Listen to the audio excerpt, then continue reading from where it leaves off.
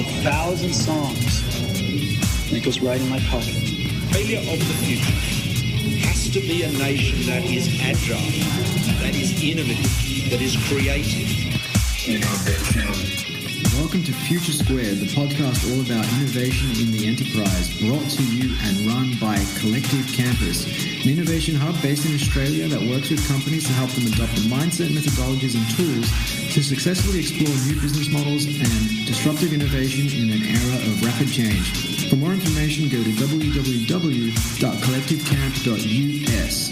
And without further ado, here's today's podcast. Welcome back to Future², everybody. Today I'll be bringing you Neil Patel. He's a serial entrepreneur, investor, and blogger. He's the co-founder of online marketing tools Crazy Egg, Bar and KISSmetrics.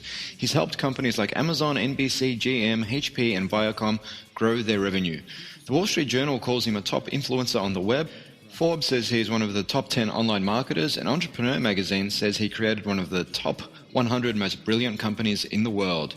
He was recognized as a top 100 entrepreneur under the age of 30 by President Obama and one of the top 100 entrepreneurs under the age of 35 by the United Nations. Neil has also been awarded Congressional Recognition from the United States House of Representatives. With that, it gives me much pleasure to bring you one of the most influential names in the world of online marketing and growth hacking, Neil Patel. Welcome to the show, Neil. Thanks for having me. No, it's an absolute pleasure. So I understand you're joining us all the way from Los Angeles? That's right. I'm traveling right now, so it's not too far of a journey for me, but I'm in Los Angeles. Awesome. Traveling for any particular reason or just client work? No, just meetings with some people I do business with. So not really clients, but more so like business partners and stuff like that. Cool. So, normally when you're not traveling, you're shacked up in the Mandarin Oriental Hotel in Las Vegas, where I understand you live in an apartment with very, very minimalist sort of furnishings. Is that right? That's right. I mainly live in Seattle, but yes, I go to the Mandarin in Vegas. I stay there every once in a while. I'm in the process of selling that home, so whenever that happens. Fair enough. And I understand it was initially quite extravagantly furnished, and then eventually you just said, hey, I'm just going to sell all this furniture, and you found yourself sitting on the floor on your MacBook. Is that right? That's correct. I imagine it got a little bit uncomfortable after a while. Yeah, no, it definitely did. My bum started hurting, and I started sitting on the pillows. Fair enough. Cool. So on your career trajectory, you initially started selling vacuum cleaners, and today you're one of the most influential online marketers and growth hackers in the world. You've received honors from the likes of Forbes, Entrepreneur magazine, President Obama, and the United Nations. Can you tell our audience a little bit more about how this career trajectory came about? Yeah, I was just trying to figure out how to get traffic to my website, paying marketing agencies. They took my money, provided no results, so I had to learn on my own, and I got good at it. And from there, I started marketing my own businesses. Cool. So you initially started exploring growth hacking techniques to apply to the vacuum cleaning business? No, I was using these techniques because I created a website, a job board, and I was paying people to market the website for me. They just weren't able to provide results. Is that something you see quite often, where, say, there's a lot of marketing agencies who may be great at execution when it comes to, knowing how to use the different tools that are available, but perhaps not so much, I suppose, the definitive strategy? Yeah, you see that quite often. So. Yeah, it seems to be quite common. So I guess I wanted to talk to you today more about the corporate innovation side of things. And there's a wealth of information out there about yourself talking on, startups and growth hacking and whatnot, but not so much on the corporate side of things. And I know that you've done quite a bit of work with companies like Amazon, HP, GM, and Viacom. Now, a lot of these organizations already have existing customer bases, and I know you've mentioned that, it's important that companies build their audience first before they start to sell something. But if I'm Amazon or HP, say, and I've already got a big audience, how does that apply? For example, if I am building a new product, which may... I guess the question really is, if I'm selling something for which I already have an audience, then that probably doesn't apply. Is that right? That's correct, yes. But again, if I am Amazon and I'm exploring some kind of disruptive innovation where perhaps we're not sure who the market is, who's going to use this, then do the same sort of build your audience first strategies apply? Yeah, it could, at that size. You're saying if you're Amazon or if you're not Amazon? Well, if you are Amazon, but you're building something where maybe our existing customer base, I mean, if you are Amazon, pretty much everyone in the world is a customer of some persuasion. Like, it's a bit different because if you're Amazon, even if you're targeting a new customer base, it doesn't matter. You can go spend $100 million on TV ads, right? Yeah. When you're a small business, building your customer base, not even customer, building the audience is very important because then when you have a product to sell, you have buyers right away. And that way you didn't waste a ton of money. But it's difficult to do that unless, and this is a very important unless, it's very difficult to do that unless you can end up educating. Like, you can't just build an audience for no reason. Right, you have to be providing them value and building that relationship and helping them out. So that way, when you have something to sell, they have that emotional tie, that connection with you, they're much more likely to buy. That makes perfect sense. And I guess, I know you're a big advocate of creating value and giving away value for free because essentially it's one of the best forms of marketing when people can see, hey, this guy actually knows his stuff when it comes to growth hacking and digital marketing. And you may be able to give away even strategies, but a lot of people will find that, hey, this is too hard. Let's just get this guy to do it for us. But in the context of, say, large organizations, when it comes to startups, there's blogs, podcasts, infographics that they generate and distribute. If I'm a large company, do you think the content marketing play is just as important? It is. It works really well. Why not? You can be a company who does $1 billion in revenue and you only have, 1 million visitors to your site. Not everyone, just because you do more revenue doesn't mean you have a ton of visitors. So if you get more traffic through content marketing, extra 500,000, 100,000, 200,000-300,000 visitors, whatever it may be, really does help. Yeah, definitely. Have you got any examples of large companies executing good content strategies? I used to work with Intuit and do content strategies there. They did a good job. Google tries to do content strategies on their end with the AdWords platform. They do a decent job there. But yeah, it works for these large companies. You just don't see too many of them doing it. And do you think that's probably a reflection of the fact that they do have big budgets to spend on big above-the-line marketing campaigns, or? I don't think they all get it yet, or they don't understand how to calculate the ROI. And the real trick with content marketing is there is no real ROI in the first 3-6 months or even a year. You just do it because it builds up the brand. It's like calculate the ROI on TV advertising. People still do it, and they're like, "Oh yeah, TV advertising is profitable." How do you really track someone watches a TV ad and then they buy your product? There's no direct way. It's not like a Google ad campaign where they click on an ad, they buy, and you can track it exactly, through pixels, and you can see that actual person converted because they clicked on the ad and they've never seen your brand before. Yeah, and I think that's, to your point, I think that's something that large organizations, in many cases, perhaps still don't get. And it's funny what you said about the ROI, because that's, it's very similar to the reason why most large companies don't invest in, what McKinsey calls Horizon 3 disruptive innovation, because it's very hard to calculate the ROI initially. And so they tend to focus on those, low-hanging fruit where you can get that short-term return on investment. We know how big the market is, how many dollars we can make in the short term. But when you're doing something where it's kind of hard to calculate the ROI, companies tend to steer clear of that. But to your point, you can actually calculate the ROI with online marketing and growth hacking, because you can create ads with unique campaign IDs and pixels and whatnot, and actually track someone from the initial acquisition through to conversion and even referral and retention. Yep. No, totally.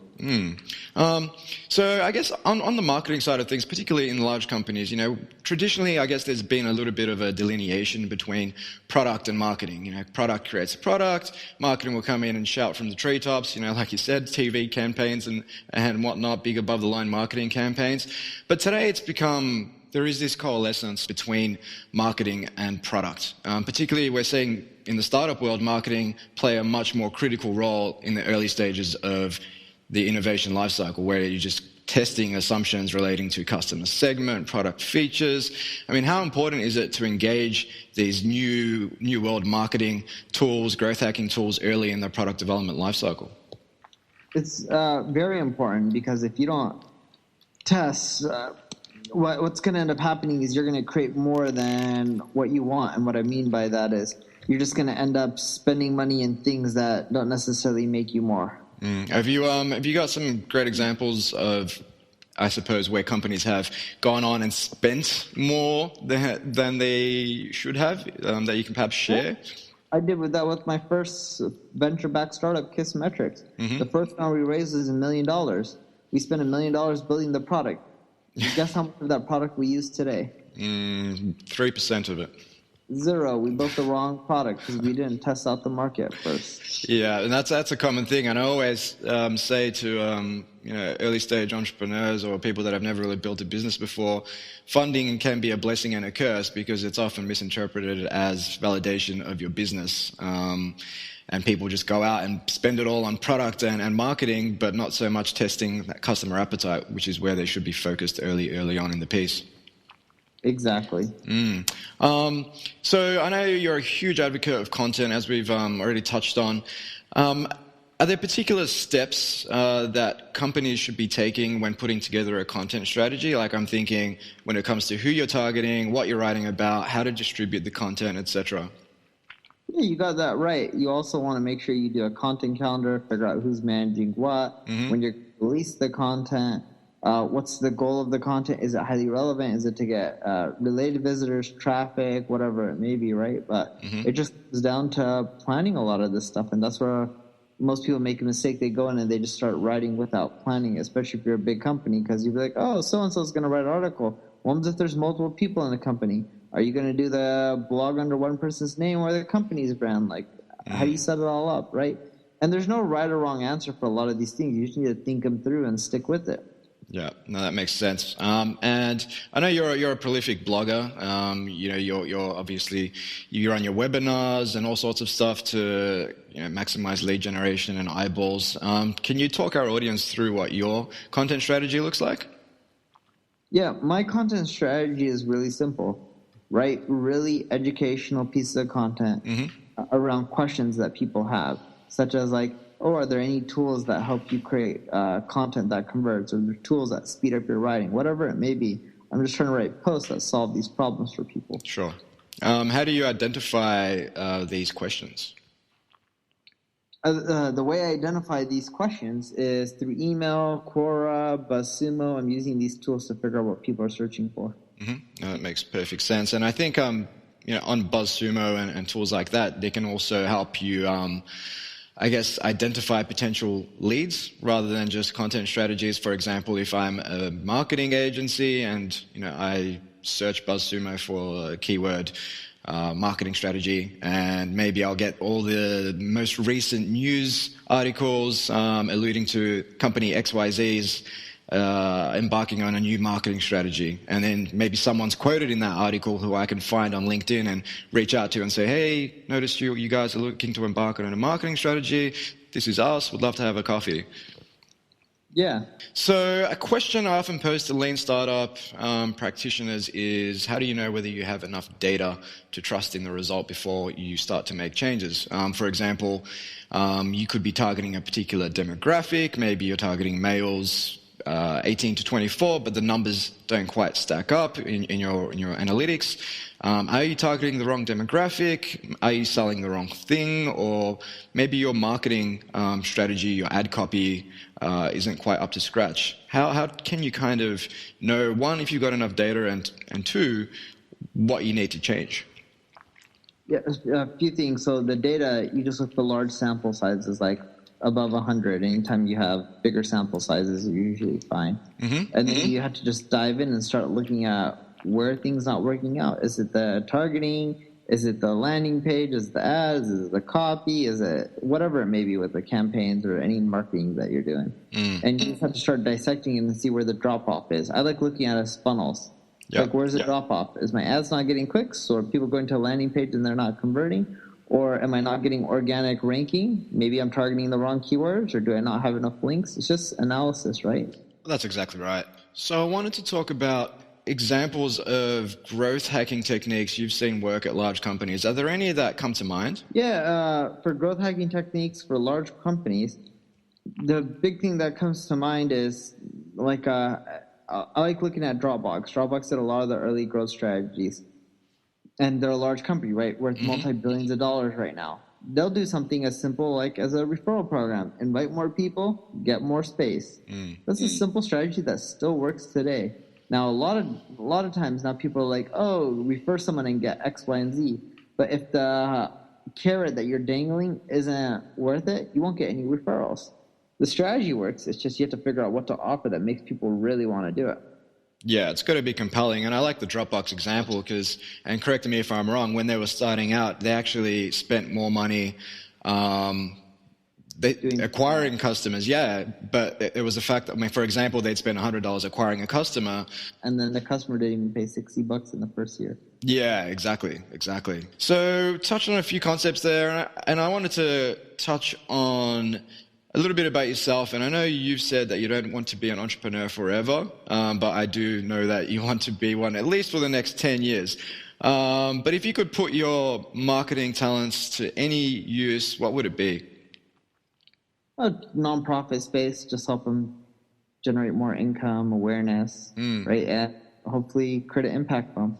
You know, that's great. And I think especially, I know your background's Indian, and you know, I think we're going to see about 2 billion people come online in the next few years from developing countries, whether in Africa or parts of Asia, which is really, really exciting. And, you know, with online learning tools, mobile payments, you know, the possibilities for people to increase their income and their lifestyles in these countries is enormous.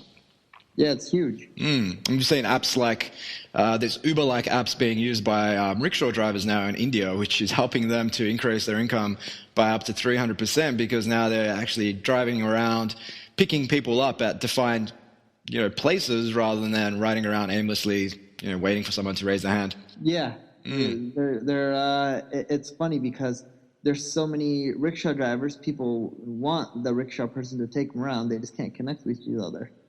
Yeah, exactly. Oh, the apps help connect them, right? It made the process more efficient. Yeah, exactly. And it's really, I mean, you look at a lot of governments traditionally, that's like, oh, we've got this problem, we just need to throw more money at it. But it's about how can we solve this problem with technology or business model innovation and actually help people empower themselves, which I think is absolutely great. And, you know, to your point, that's perhaps something where you can help companies and not-for-profits who usually rely on handouts say, hey, you can use these techniques and grow your audience and grow your donations quite easily.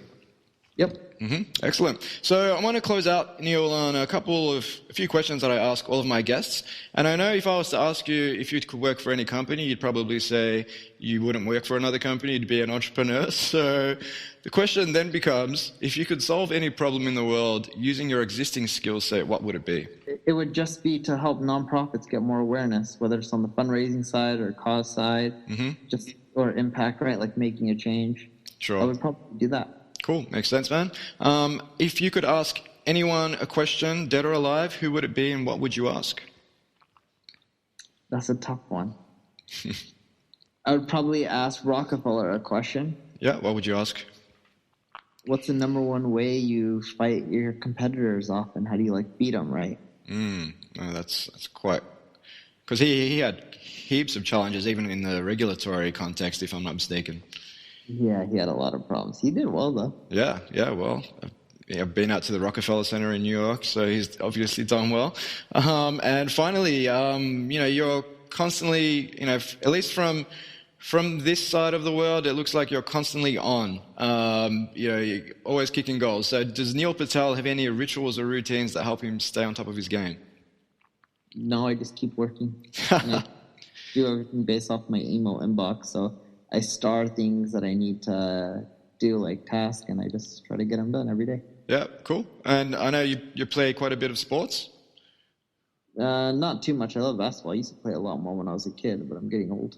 You're not old. You're 2 years younger than me, so you can't say that. But anyway, cool, man. So look, obviously people can head to neilpatel.com to find out a little bit more about yourself. Is there anything else they should be checking out? That's it. That's it. Awesome. Well, thank you so much, Neil. I'll include that in the show notes for our listeners. Thank you so much for your time and enjoy the rest of your night. Thank you. Take care. Well, that's it for our interview with the one and only Neil Patel. To make sure you never miss a beat and keep in touch with all of the amazing guests we'll be bringing you, make sure you sign up to our mailing list at futuresquared.xyz. You can also subscribe, share, and like us on SoundCloud, iTunes, and Stitcher. One or the other, or even all of the above would be much appreciated. And finally, to find out more about Collective Campus, you can head to collectivecamp.us. Until next time, Future Squared out.